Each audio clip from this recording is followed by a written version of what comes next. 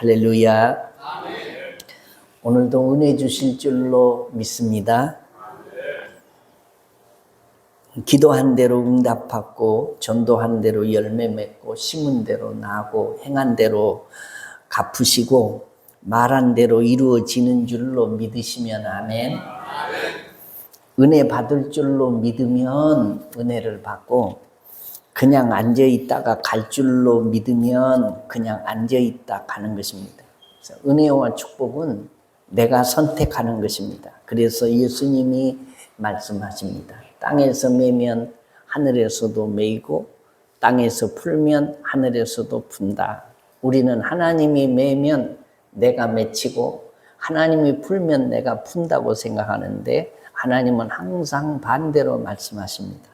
문제는 항상 내게 있다고 말씀하십니다. 그러므로 내가 은혜를 받아야지라고 마음을 먹고 귀를 쫑긋 세우면 하나님이 은혜 주실 줄로 믿으시면 아멘. 어떤 사람이 유명한 전도자 D.L. 무디 목사님을 찾아와서 이렇게 말했습니다. 내 어머니가 구원받았는지를 알고 싶습니다 라고 물었습니다. 그때 무디 목사님이 이런 대답을 했습니다. 나는 전도를 많이 했습니다만 미안하지만 예수님 앞에 있는 생명책을 한 번도 들여다본 일이 없어서 당신 어머니가 구원을 받았는지 못 받았는지 알 수가 없습니다. 내가 아는 것은 오직 예수를 믿으면 구원받는다는 것입니다 라고 말을 했습니다. 지옥으로부터 구원을 받을 수 있는 유일한 길은 오직 예수를 믿는 길입니다. 다른 길은 없습니다. 사도행전 16장 31절에 이르되 주 예수를 믿으라. 그리하면 너와 내 집이 구원을 받으리라 라고 말씀을 하고, 요한복음 3장 16절에는 하나님이 세상을 이처럼 사랑하사 독생자를 주셨으니 이는 그를 믿는 자마다 멸망치 않고 영생을 얻게 하려 하심이라 라고 말씀합니다. 믿으면 구원 얻습니다. 불신자는 구원에 이르는 길이 없습니다. 그렇다면 믿는다는 것이 무엇이고 어떻게 무엇을 믿어야 된다는 말입니까? 믿는다는 것은 신뢰한다는 것이고 의심에 반대인 말입니다. 무엇을 어떻게 믿는다는 겁니까? 성경대로 믿으면 되는데, 이게 성경은 66권이고 1189장이고 31,102절 너무 방대하고 요약하기가 힘든 게 성경입니다. 그래서 어떻게 믿어야 되냐? 이 너무 방대한 것을 정리하기가 힘드니까 하나님이 사도들을 통해서 우리들에게 딱 요약한 것을 주셨습니다. 그게 뭐냐? 사도신경입니다. 사도신경대로 믿으면 구원에 이릅니다. 사도신경이 믿음의 표준입니다. 전능하사 천지를 만드신 하나님 아버지를 내가 믿사오며, 아버지를 믿고 그 외아들 예수 그리스도를 믿고 성령님을 믿고 예수 그리스도의 죽으심과 부활과 승천과 재림을 믿고, 이렇게 믿는 사람에게 주시는 구원과 영생을 믿는다는 내용입니다. 그만큼 중요하기 때문에 우리는 대예배 시간마다 손을 이만큼 드시고 전능하사 천지를 만드신 라고 신앙을 고백하는 것입니다. 오직 그 길만이 지옥으로부터 구원을 얻는 유일한 길입니다. 부활하신 예수님은 2000년 전에 제자들에게 이 좋은 소식을 온 천하에 다니며 만민에게 전파하라고 했습니다. 복음서에 보면 예수님께서 이 땅에 오신 사명을 설명하는 대목마다 반드시 이런 선언이 기록되어 있습니다. 인자에 온 것은 잃어버린 자를 찾아 구원하려 하심이라. 구원을 위해서, 우리들의 구출을 위해서 예수님이 이 땅에 오셨습니다. 우리들의 거듭남과 중생을 위해서 오셨습니다. 우리들의 포로됨의 비참함과 지옥의 고통에서 건지시기 위해서 오셨습니다. 그렇다면 오늘 설교 제목이 구원의 의미입니다. 구원의 의미는 도대체 무엇일까요? 오늘 우리는 그 대답을 바울 사도의 유명한 에베소서 2장의 본문을 통해서 찾아볼 수 있습니다. 첫째로 구원은 그리스도 안에서 새로운 부활입니다. 구원은 그리스도 안에서의 새로운 부활. 오늘 2장 1절 다시 한번 같이 읽겠습니다. 시작. 너희의 허물과 죄로 죽었던 너희를 살리셨도다. 허물과 죄로 죽었던 우리를 다시 살리신 사건, 구원은 다시 살아난 사건, 부활이라고 선포를 합니다. 오늘날 교회의 존재하는 구원에 대한 가장 보편적인 오해가 있다면 이게 구원을 단순히 개선이나 개혁의 수준에서 이해하려고 하는 것입니다. 리모델링 수준으로 이해를 한다는 것입니다. 저 사람 교회 나가고 예수 믿었더니 좀 사람이 나아졌어. 이런 수준보다 인간이 조금 더 변화되는 것을 구원으로 이해를 하는 사람들이 많다는 것입니다. 그러나 성경은 그런 식으로 구원을 우리에게 가르치지 않습니다. 구원은 단순한 개선이 아닙니다. 구원은 새로운 존재의 창조입니다. 보다 나은 인간이 아니라 새 인간, 새로운 존재로 다시 부활하는 사건, 다시 태어나는 것을 구원이라고 하는데, 그래서 성경은 구원을 거듭남, 다시 태어나는 것을 구원이라고 한다라는 거죠. 그래서 고린도후서 5장 17절에 그런즉 누구든지 그리스도 안에 있으면 새로운 피조물이라. 이전 것은 지나갔으니 보라 새 것이 되었도다. 오늘 본문에 보시면 에베소서 2장 1절에 너희의 허물과 죄로 죽었던 이라고 기록되어 있습니다. 가끔 교회에서 이 대표 기도를 하는 사람들의 기도를 들어보면 이렇게 기도하는 사람들이 있습니다. 하나님 아버지, 죄로 말미암아 죽을 수밖에 없는 우리를, 이렇게 죽을 수밖에 없는 우리를 라고 기도하시는 분들이 있습니다. 그런데 성경은 그런 표현을 사용한 적이 없어요. 죽을 수밖에 없는 것이 아니라 죽었다고, 영적으로 죽었다고 선언을 합니다. 영적으로 시체란 말이에요. 죽었다라는 말은 성경에서 항상 이게 단절의 의미가 있습니다. 허물과 죄 때문에 우리가 하나님과의 관계에 있어서 단절되었다는 말입니다. 죽었다는 말입니다. 성경은 예수께서 오신 목적을 설명할 때마다 이런 표현을 씁니다. 내가 온 것은 내 양으로 생명을 얻게 하고, 예수님은 생명을 주시기 위해, 다시 말하면 살리기 위해서 오셨다는 거죠. 또 성경이 이렇게 말씀합니다. 죄의 싹은 사망이지만 하나님의 은사라는 말은 선물입니다. 그리스도 예수 우리 주 안에 있는 영원한 생명이니라. 그리스도는 새로운 생명, 영원한 생명을 가지고 이 땅에 오셨습니다. 어느 날 예수 그리스도가 내 인생 속에 필요하다는 것을 느끼고 그분이 내 마음 속에 오시도록 초청을 해서 구세주로 영접할 때 그리스도는 새로운 생명을 내 안에 주십니다. 영원한 생명을 주십니다. 이 새로운 생명을 가진 상태, 그것이 바로 구원입니다. 그것은 새로운 생명을 통한 새로운 창조입니다. 그것이 곧 부활의 체험입니다. 저희 어머님은 예수 믿기 전에 난 놓고 기억자도 모르는 일자 무식, 이게 문맹인이셨습니다. 초등학교 문턱에도 가본 적이 없고 교육이라는 것은 일평생 한 번도 받아보지도 못했습니다.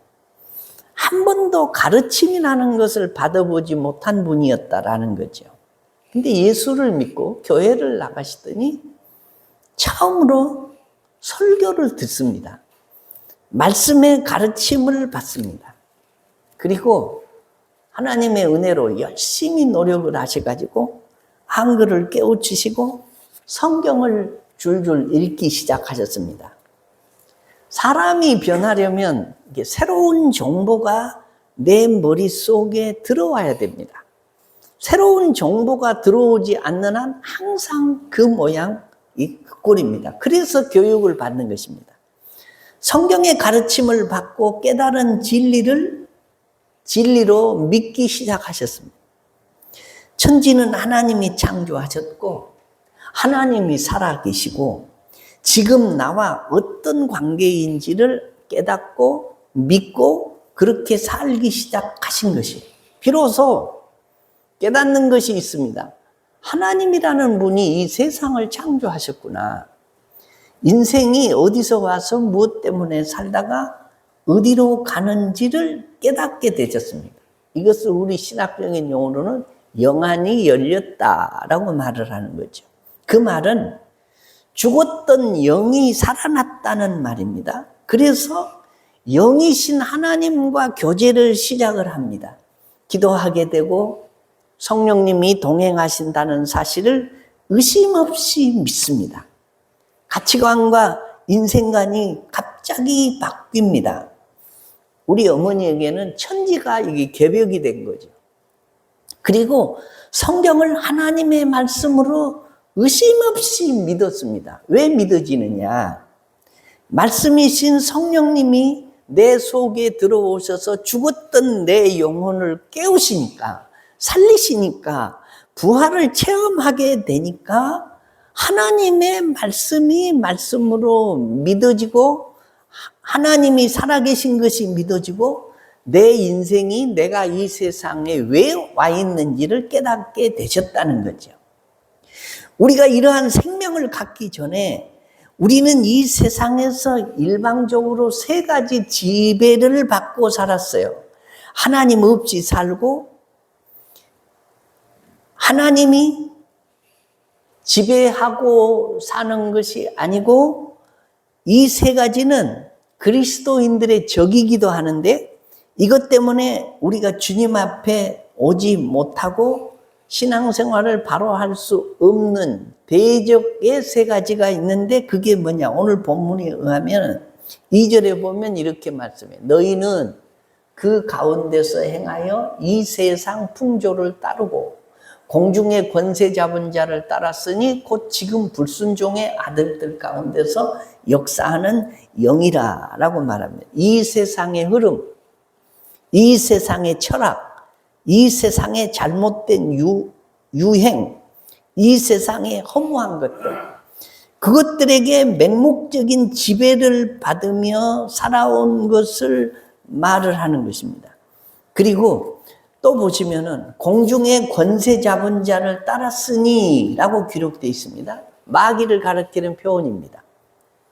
사탄의 지배를 받는다는 말입니다. 그 다음에 보시면 이 마귀의 존재를 불순종의 아들들 가운데서 역사하는 영이라 라고 말합니다. 이 악령의 지배, 마귀의 지배를 일방적으로 받습니다. 내가 알든지 모르든지 불신자는 마귀와 귀신의 지배를 받고 사는 사람들이다라는 겁니다. 뿐만 아니라 오늘 3절에 보면 전에는 우리도 다 그 가운데서 우리 육체의 욕심을 따라 지니며 여기서 육체라는 것은 신체가 아니라 우리 속에 있는 부패성, 우리를 죄를 짓게 만드는 타락한 성품을 말합니다. 우리는 우리 안에 있는 육신의 정욕과 이생의 자랑과 타락한 성품의 지배를 받습니다. 우리가 주님을 알지 못했을 때, 복음을 듣지 못했을 때, 그리고 그리스도를 소유하지 못하고 성령의 전이 아니었을 때, 알지도 못하면서 세상의 지배, 마귀와 귀신의 지배, 육체의 지배를 일방적으로 받으며 살아왔습니다. 그러던 우리가 그리스도 안에서 예수를 믿는 순간에 새로운 생명을 갖는 순간, 성령을 모시는 순간 우리가 새로운 존재로 부활을 합니다. 이 부활 체험에 대한 감동적인 그림이 하나가 있다면 에스겔서 37장에 나타난 그림이 아닐까 하는 생각을 합니다. 하나님이 어느 날 에스겔 선지자를 부릅니다. 그리고 황량한 골짜기로 데려가셨어요. 그 골짜기에는 이게 마른 뼈들이, 떨거덕거리는 마른 뼈들이 가득 찬 골짜기였습니다. 하나님이 왜 하필 나를 이런 곳으로 데려오셨을까라고 의아해하고 있는 이 에스겔에게 하나님이 이렇게 말씀해요. 마른 뼈들이 보이느냐? 예, 보입니다. 그리고 이 마른 뼈들을 보니 어떤 생각이 드느냐? 불쌍하지? 네, 불쌍합니다. 그러면 에스겔아, 너 그 뼈를 향해서 하나님의 말씀을 한번 대언해보라 라고 말씀하세요. 하나님의 말씀, 그러니까 에스겔이 순종을 합니다. 하나님의 말씀을 그대로 그 마른 뼈들에게 전해요. 그랬더니 이상한 사건이 일어났는데 떨거덕거리는 이 뼈들이 서로 붙기를 시작하고 척척 붙더니 거기에 힘줄도 생기고 살가죽도 생기고 사람의 몸을 만들기 시작하는 것입니다. 수천 명의 이 뼈들이 사람이 된 형태로 이게 갖춰졌어요. 그런데 사람이 형태로 갖춰주긴 했는데 그 속에 생기가 없어요. 살아있는 게 아닙니다. 죽어있는 이 몸뚱아리밖에 없었다라는 겁니다. 그때 하나님께서 또 에스겔에게 말씀하시기를, 에스겔아, 이번에는 사람 모양이 된 그 뼈들을 향해서 생기를 불어넣어라 라고 말씀해요. 그때 에스겔이 외칩니다. 하나님의 생기여 이 사람들 속에 들어갈지어다 라고 선포를 해요. 그러니까 갑자기 사람 모양이 된 그들이 누워있다가 벌떡벌떡 일어나기 시작합니다. 그래서 거대한 군대가 되어서 골짜기를 가득 메웠다. 하나님의 군대가 되었다라는 내용이 에스겔서에 있습니다. 놀라운 그림이죠. 여러분 입장을 바꾸어서 이게 목사의 보람이 뭘까 하는 것을 생각해 보신 일이 있으신지 모르겠습니다. 목회가 썩 쉽지가 않습니다. 제가 한 40년 목회를 했는데 군생활이 편하게 해도 군생활이고 힘들게 해도 군생활이고 군생활 자체가 힘든 것이듯이 이게 목회 자체가 편하게 해도 힘들고 어렵게 해도 힘들어요, 목회가. 제가 경험해 보니까 그렇더라라는 거죠. 그래도 하나님으로부터 부름받은 목사는 목회를 해야 하는 이유가 있다면 바로 이런 에스겔 골짜기의 체험 때문에 그래요. 제가 이렇게 강단에 서서 예배를 드리러 오는 사람들을 보면은 어떤 때는 죄송하지만 다 그저 뼈들같이 보여요. 세상살이에 지쳐서 마지못해서 흐느적 겨우 교회에 나왔어요. 다 생기 없이 죽어있는 뼈처럼 보일 때가 있어요. 그런데 예배를 드리면서 하나님께 한참 찬양을 하고 예배를 드리고 설교를 듣다 보면은 눈에 생기도 돌고 얼굴도 변하고 다 그런 것은 아니지만 어떤 사람은 들어올 때부터 나갈 때까지 그 얼굴 그대로 있다 나간 사람이 있어요. 그런데 어떤 사람은 들어올 때는 좀 힘들게 들어왔어도 나갈 때는 예배 중에 새힘 얻고 살아나서 나가는 사람들이 있어요. 성령의 터치를 받고 그 생명의 소생에서 하나님이 주시는 기쁨을 마음속에 간직하면서 이 세상보다 생명을 살리는 사역보다 이 더 중요한 일이 이래서 이게 목회가 힘들어도 이거 해야 된다라는 생각을 하는 것입니다. 여러분도 마찬가지예요. 셀에서나 또 전도를 하다가 그 사람이 영적으로 죽은 사람인데 하나님 앞에 나와서 예수 영접하고 그 속에 성령님이 들어가시고 에스겔 골짜기에 마른 뼈 같은 사람인데 하나님이 그를 영으로 새로 살리시는 경험이 있으면 여러분이나 목사나 다 같은 보람을 느끼게 된다라는 거죠. 주님 없이 복음 없이 살던 우리 형제들과 자매들을 초청해서 우리가 죽은 사람을 다시 살리는 이 기적, 기적의 부활, 구원은 그리스도 안에서 우리가 그냥 뭐 조금 달라진, 삶이 달라진 것을 말하는 것이 아니라 죽었던 영혼이 다시 살아나는 것. 부활이 구원인 것을 믿으시면 아멘.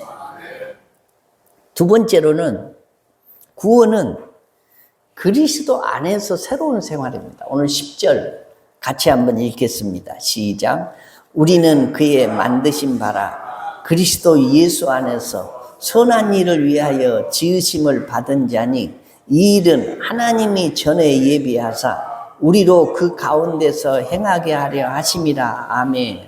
구원은 부활이라고 말씀을 드렸습니다. 구원은 새로운 창조라고 말씀을 드렸습니다. 그러나 구원은 거기서 멈추면 안 됩니다. 구원은 새롭게 창조된 사람들이 새로운 생활 속에 들어가는 시작을 의미합니다. 새로운 생활이 뭘까요? 하나님을 찬양하고 이제부터는 하나님을 기쁘시게 해드리고 또 하나님께 순종하는 거예요.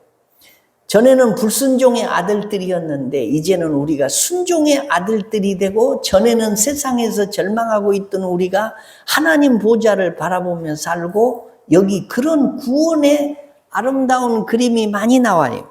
2절을 보면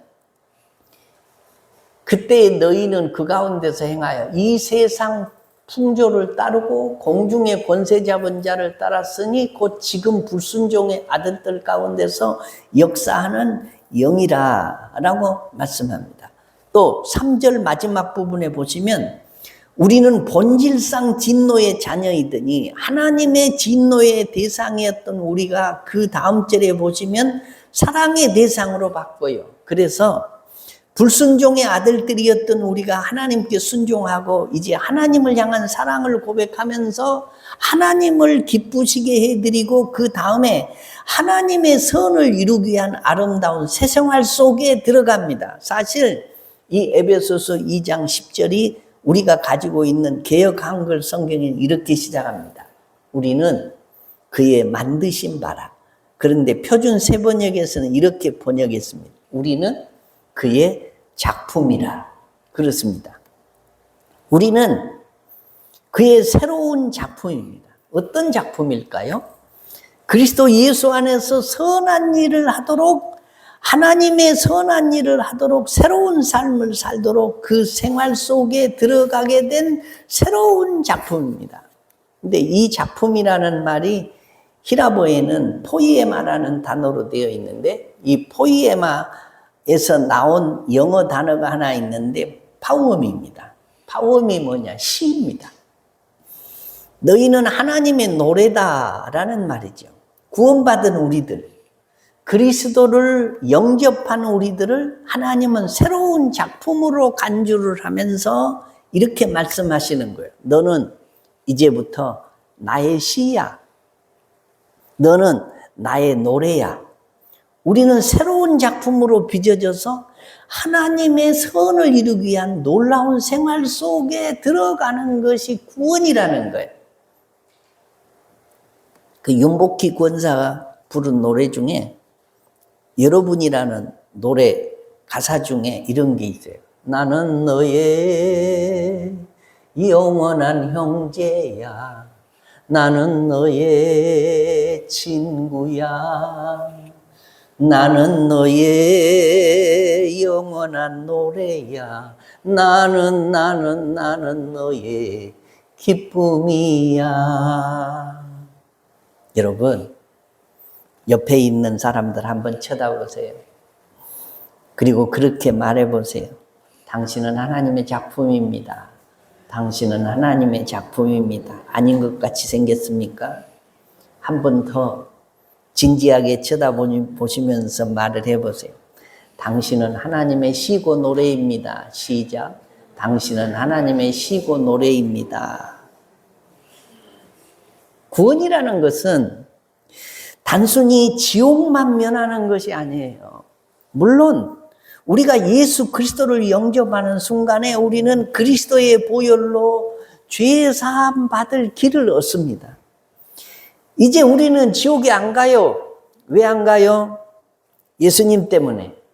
예수님이 우리의 죄를 씻어주시고 예수님이 예수 이름으로 천국 문을 열어주시고 하나님의 자녀 삼아주셨기 때문이에요. 이제 천국의 소망을 갖고 이 땅에 있으면 그냥 가만히 있어도 하나님의 나라에 들어가게 되는 것입니다. 그런데 구원의 의미 중에 중요한 의미가 있는데 뭐냐? 하나님이 기대하는 노래 같은 인생을 살다 오라는 거예요. 하나님이 기대하는 시 같은 인생. 이런 놀라운 역사가 구원받는 순간에 일어난다는 겁니다. 이집트에는 사람들이 죽으면 멸망한다는 생각을 이집트 사람들은 전혀 가지고 있지 않습니다. 그래서 피라미드 같은 것을 지었죠. 이집트의 고사에 보면 이런 얘기가 나와요. 사람이 죽어서 신 앞에 서면 신이 두 가지 질문을 한다고 나옵니다. 첫째는 내가 너를 세상에 보냈는데 세상을 기쁘게 살다 왔느냐라고 묻는 거고, 두 번째로는 네가 기쁘게 살 뿐만 아니라 다른 사람도 기쁘게 하고 살다가 왔느냐, 이 두 가지를 꼭 묻는다고 합니다. 내가 기쁘게 살려면 내가 하나님의 작품인 줄로 믿고 살아야 됩니다. 그래서 내가 하나님의 시가 되고 하나님의 노래가 되어가는 일, 구원은 거기까지를 포함하는 것입니다. 그렇습니다. 우리가 예수 그리스도를 영접하고 구원받은 그날부터 우리 인생은 이 아름답고 착한 시를 쓰는 선한 인생이 되어가야 된다, 그런 말이에요. 말씀을 맺겠습니다. 여러분, 구원의 의미가 뭐냐? 구원은 그냥 인생이 조금 달라지는 게 아니고요. 구원은 새롭게 태어나는 겁니다. 거듭남입니다. 부활하는 겁니다. 예수 생명으로 내가 이 세상을 다시 살아가는 것입니다. 구원이 또 뭐냐? 구원은 하나님의 작품으로, 하나님의 시와 하나님의 노래로 사는 것입니다. 바울 사도는 빌립보서 1장 6절에서 이렇게 고백합니다. 너희 속에 착한 일을 시작하신 이가 그리스도 예수의 날까지 이루실 줄을 우리가 확신하노라. 그러므로 넓은 의미에서 구원이라는 것은 그리스도 안에서 시와 같고 노래와 같은 새로운 생활인 것입니다. 점점 빛으로 사는 것입니다. 소금으로 사는 것입니다. 성화의 거룩함으로 나아가는 것입니다.